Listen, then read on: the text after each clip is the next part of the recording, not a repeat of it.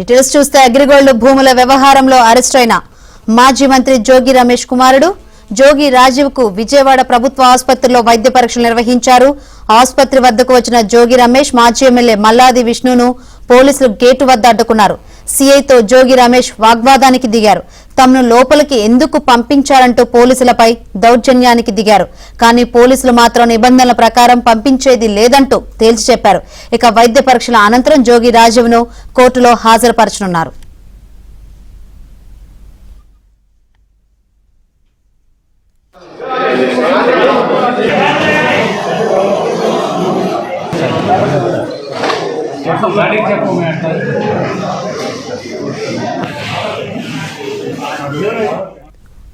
Right, మరిన్ని వివరాలు అందించేందుకు మా ప్రతినిధి ప్రసాద్ సిద్ధంగా ఉన్నారు.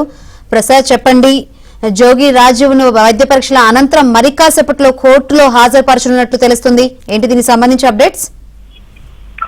శంకరి, జోగి మాజీ మంత్రి జోగి రమేష్ తనయుడు జోగి రాజు అలాగే సర్వేయర్ రమేష్ ను కొద్దిసేపటి క్రితం విజయవాడ ఏసీబీ కోర్టుకు తీసుకొచ్చారు. అయితే బెంచ్ మీద న్యాయమూర్తి లేకపోతే ప్రస్తుతం అయితే వెయిట్ చూస్తున్నారు. రాగానే విచారణ ప్రారంభమవుతుంది.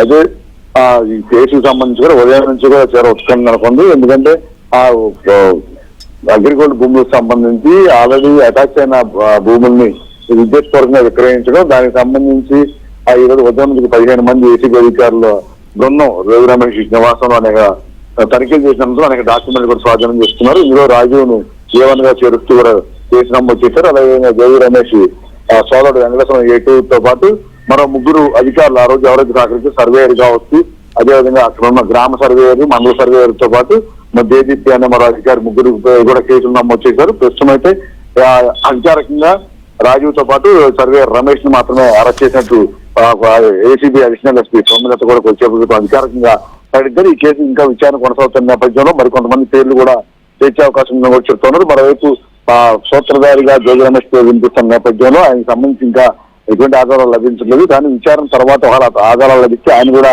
అరెస్ట్ చేసే అవకాశం ఉందని కూడా ఆమె సూచనగా చెప్పడం జరిగింది. ఇక ఈ కేసుకు సంబంధించి కూడా కొన్ని వివరాలు అధికారులు వెల్లడించారు.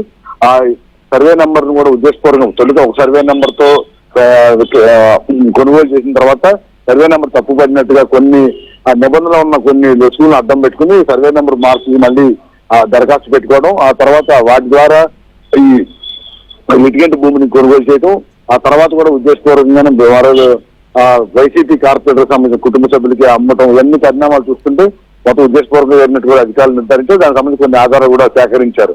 ఈ వరుసలో జోగి రమేష్ అయితే ఇదంతా రాజకీయ కొత్తగా వివరణ ఇచ్చినప్పటికీ అధికారులు మాత్రం తమ దగ్గర అన్ని రకాల ఆధారాలు ఉన్న నేపథ్యంలో కేసులు నమోదు చేశామని, విషయాన్ని కూడా ఇంకా కొనసాగుతుందని కూడా చెప్పారు.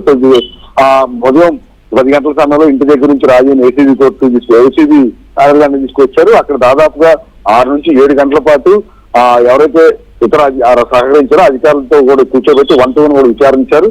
వీరు చెప్పిన దానికి రాజు చెప్పిన దానికి ఆ అంశాలు ముడిపడి ఉన్నాయా, లేకపోతే కొంతమంది సమాధానాలు చెప్తున్నారు, ఎంతవరకు అందులో వాస్తవమైన అంశాలపై కూడా పూర్తిగా ఒక నివేదిక రూపంలో కూడా రూపొందించారు.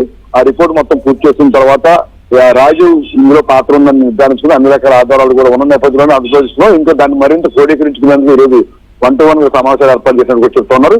ఇక ఈ రోజు వారిద్దరు అరెస్ట్ చేసిన సర్వేయర్ ని అదేవిధంగా రాజు ఇద్దరిని కూడా కొంచెం ప్రభుత్వ ఆసుపత్రికి తీసుకెళ్లారు. అయితే అక్కడ అప్పుడుగా వైసీపీ నాయకులు కూడా రాజుని కలిసేందుకు జోగి రమేష్ తో పాటు మల్లాది విష్ణు మరికొంతమంది నేతలు అక్కడ చేరుకున్నారు. లోపల డాక్టర్ చెకప్ చేస్తున్న నేపథ్యంలో ఆ లోపలికి వెళ్ళేందుకు అనుమతించాలని కోరినప్పుడు పోలీసులు వారిని అడ్డుకున్నారు. ఎటువైపులో కూడా తాము అంగీకరించలేదని తేల్చి చెప్పడంతో జోగి రమేష్ ఆగ్రహానికి వ్యక్తి అయ్యారు. ఇప్పుడు అక్కడి నుంచి వైద్య పరీక్ష పూర్తి అనంతరం కోర్టుకు అయితే తీసుకొస్తారు. మరికొద్దిసేపట్లో న్యాయమూర్తి ఇద్దరు హాజరుపరుస్తారు. ఆ తర్వాత దానికి ఎక్కువగా రిమాండ్ విధించే అవకాశం ఉందని కూడా న్యాయవాదులు అభిప్రాయపడుతున్నారు. Right, thank you Prasad.